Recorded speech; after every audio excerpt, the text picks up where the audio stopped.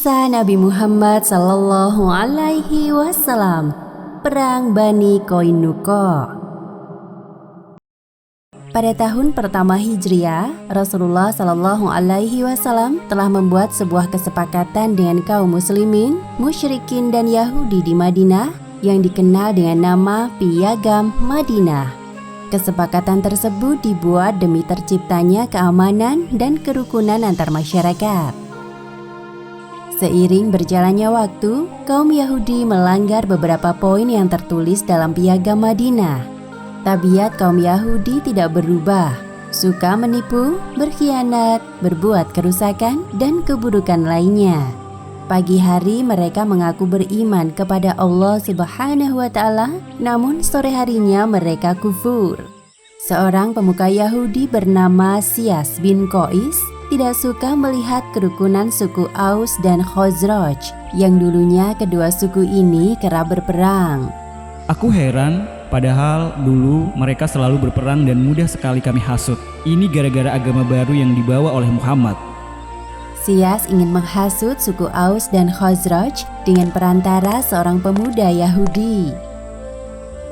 Wahai anak muda, apa engkau melihat perkumpulan di sebelah sana? Ya, sepertinya mereka orang-orang dari suku Aus dan Khazraj. Iya, engkau benar. Aku minta engkau bergabunglah bersama mereka. Lalu ingatkan tentang perang Bu'ats, karena aku benci melihat kerukunan di antara mereka. Pemuda Yahudi tersebut mendatangi majelis dan berhasil membuat kedua suku saling berdebat. Suku Aus dan Khazraj yang mulai tersulut emosi nyaris mengeluarkan senjata. Sebelum perdebatan berubah menjadi perkelahian antar suku, Rasulullah Shallallahu Alaihi Wasallam beserta beberapa orang muhajirin datang melerai. Wahai kaum muslimin, Allah, mengapa kalian bertengkar tentang hal yang telah selesai? Padahal aku berada di tengah-tengah kalian. Bukankah Allah Subhanahu wa Ta'ala telah memuliakan kalian dan menyatukan hati kalian dengan Islam? Mendengar perkataan Rasulullah Sallallahu Alaihi Wasallam tersebut, suku Aus dan Khazraj tersadar atas perbuatan yang hampir melukai saudara mereka sendiri. Tidak hanya menimbulkan perpecahan antar suku, kaum Yahudi juga bersikap semena-mena dalam urusan muamalah. Jika ada seorang Muslim yang berhutang kepada orang Yahudi, mereka akan menagihnya siang dan malam. Hei penghuni rumah ini, keluarlah! Cepat lunasi hutang kalian. Lain halnya jika orang Yahudi yang memiliki hutang dengan kaum muslimin, mereka akan berpura-pura lupa pernah berhutang dan membuat alasan yang tidak masuk akal. Aku mau membayar hutang setelah engkau keluar dari agama Muhammad. Jika engkau menolak, maka hutangku dianggap lunas. Selama ini Rasulullah Shallallahu Alaihi Wasallam dan kaum muslimin selalu bersikap sabar dalam menghadapi perlakuan kaum Yahudi dan berusaha memegang teguh perdamaian di kota Madinah. Kaum Yahudi terdiri dari 3 klan. Satu dari 3 yang paling jahat yaitu klan Bani Qainuqa yang tinggal di dalam kota Madinah. Sedangkan 2 klan Yahudi lainnya yaitu Bani Nadir dan Bani Quraidah tinggal di perbatasan Madinah. Kebanyakan dari Bani Qainuqa berprofesi sebagai perajin perhiasan, perkakas, dan pandai besi. Para tenaga ahli di bidang persenjataan perang berkumpul di sana. Hal inilah yang membuat mereka berani untuk menampakkan kebencian di hadapan kaum muslimin. Puncak kebencian Bani Qainuqa meledak kala mendengar berita tentang kemenangan kaum muslimin di Perang Badar. Aku masih tidak percaya bahwa Muhammad dan para pengikutnya bisa menang melawan Quraisy Mekah di Lembah Badar. Suatu pagi, Rasulullah Shallallahu Alaihi Wasallam singgah di pasar di mana banyak orang Yahudi melakukan aktivitas jual beli. Beliau mengajak mereka untuk masuk Islam. Wahai orang-orang Yahudi, masuklah Islam sebelum kalian merasakan apa yang Allah Subhanahu wa Ta'ala timpakan kepada kaum Quraisy Mekah. Hei Muhammad, jangan sombong dulu setelah Anda berhasil membunuh beberapa orang Quraisy. Mereka itu hanyalah sekumpulan orang-orang bodoh yang tidak tahu caranya berperang. Andai saja Anda berperang dengan klan kami, maka Anda tidak akan berbicara seperti itu. Jawaban dari kaum Yahudi tersebut merupakan sinyal untuk berperang dari mereka. Meskipun demikian, Rasulullah Shallallahu Alaihi Wasallam dan kaum muslimin tetap sabar dan menunggu perubahan baik dari kaum Yahudi. Sedangkan di sisi kaum Yahudi, kesabaran Rasulullah Shallallahu Alaihi Wasallam diartikan sebagai kelemahan kaum muslimin. Imbasnya, dari hari ke hari, sikap mereka semakin lancang dan membuat keresahan di Madinah. Puncaknya ketika terjadi aksi saling bunuh di pasar Bani Qainuqa. Suatu saat, seorang wanita muslimah sedang duduk di dekat penjual perhiasan. Tiba-tiba datang beberapa orang Yahudi yang memintanya untuk membuka jilbabnya. Namun wanita muslimah tersebut menolak dengan tegas. Diam-diam salah satu kawan Yahudi mengikat ujung pakaian wanita muslimah dengan tempat duduknya. Ketika wanita muslimah tersebut bangkit dari duduk, seketika itu juga auratnya tersingkap. Seorang laki-laki muslim yang kebetulan melihat peristiwa jahat itu langsung menghajar kawan Yahudi tersebut sampai meninggal dunia. Suasana di pasar mulai tidak kondusif dan ramai karena perkelahian. Orang-orang Yahudi yang tertawa tidak terima melihat saudara mereka mati mengenaskan. Laki-laki muslim tersebut lalu diikat dan dibunuh secara beramai-ramai.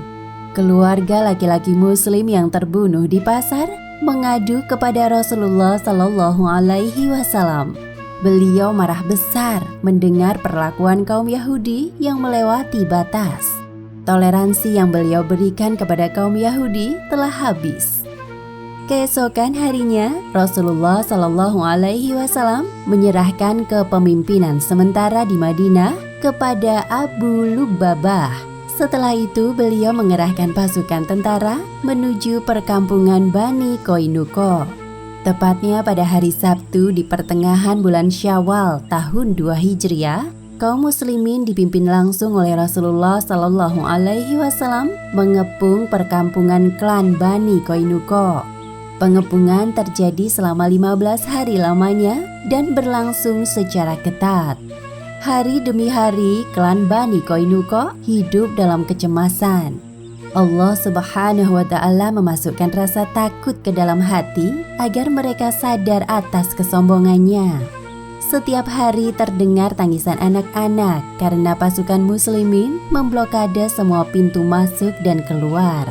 Hingga akhirnya pada hari ke-16, mereka menyerahkan diri kepada Rasulullah Sallallahu Alaihi Wasallam. Wahai Muhammad, kami menyerah. Tolong hentikan semua ini. Anda bebas berbuat apapun terhadap kami. Wahai pasukan, dengarkan aku. Bunuh semua laki-laki yang ada di perkampungan ini. Abdullah bin Ubay, seorang tokoh munafik, tampak ketakutan mendengar perintah dari Rasulullah Sallallahu Alaihi Wasallam.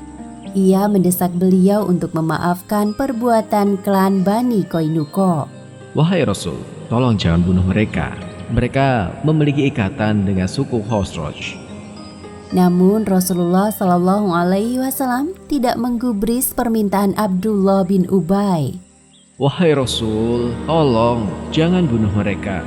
Mereka kawan-kawanku sebelumnya. Abdullah tidak menyerah meskipun permohonannya ditolak untuk kedua kalinya. Tiba-tiba Abdullah memasukkan kedua tangannya ke saku besi milik Rasulullah Sallallahu Alaihi Wasallam. Lepaskan tanganmu, wahai Abdullah.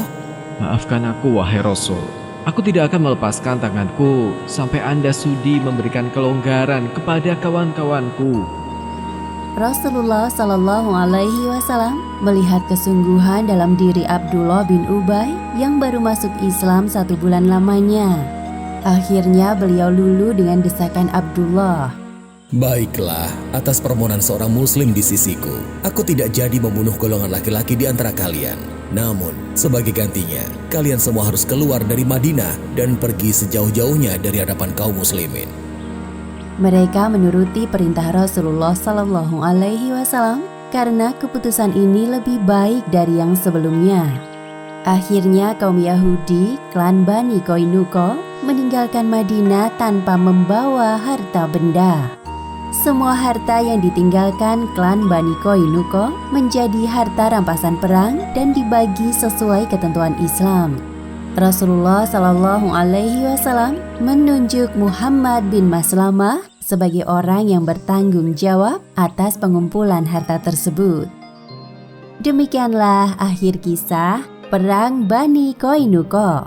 Hikmah yang dapat kita ambil dari kisah ini diantaranya: pertama, berbuat baiklah kepada perempuan sebagaimana Islam memuliakannya. Kedua, kaum Yahudi tidak mengambil pelajaran dari apa yang menimpa kaum Quraisy Mekah, justru menantang Allah Subhanahu wa Ta'ala. Dan ketiga, Allah Subhanahu wa Ta'ala menghinakan kaum Yahudi dengan memasukkan rasa takut ke dalam hati mereka hingga mereka diusir dari Madinah. Wallahu a'lam bishawab.